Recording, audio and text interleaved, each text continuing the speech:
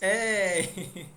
Magandang hapon. Welcome back to my channel, Lon the Broke. And today is our day 21 and it's 3rd of May of 2025. So, last day ng rest day ko ngayon. Kasi bukas, balik ulit tayo sa regular work natin early in the morning. So, medyo ramdam ko yung ginagawa nating ramdam ko yung kirot ng mga workouts. Pero masarap sa katawan kasi ito yung sign ng ng nag-improve or may progress sa pag-improve ng katawan, yung muscles natin. So, alam nyo, minsan mahirap tanggapin yung sakit o kirot pagtapos ng workout, pero para sa akin, yun yung patunay na gumagalaw at nag improve ang katawan ng isang tao or yung katawan ko mismo. Parang buhay din. Yan yung may hirap, may sakit, pero kapag tinanggap mo at yung sumikapan mo, kumbaga may resulta eh.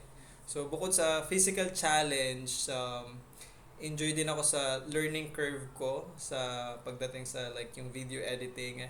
Medyo matagal at nakakapagod lalo na kapag yung tipong late na ng gabi or matagal talaga siyang gawin. Pero exciting kasi natututo ako sa yung bagong skill or na pwedeng makatulong sa side hustle natin. Ito rin yung preparation eh kung sakaling mabigyan tayo ng like additional projects, no?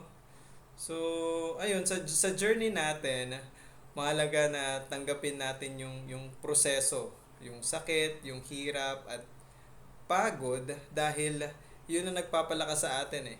Hindi lang laging madali, pero kapag consistent tayo at positive ang mindset natin, makikita din natin yung progress na sinasabi, no?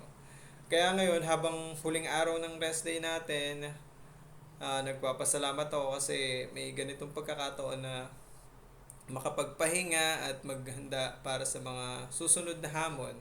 Ready na ako bumalik sa sa trabaho natin at kumbaga grind lang tayo at excited din ako sa mga opportunities na darating pa. So, maraming salamat sa suporta.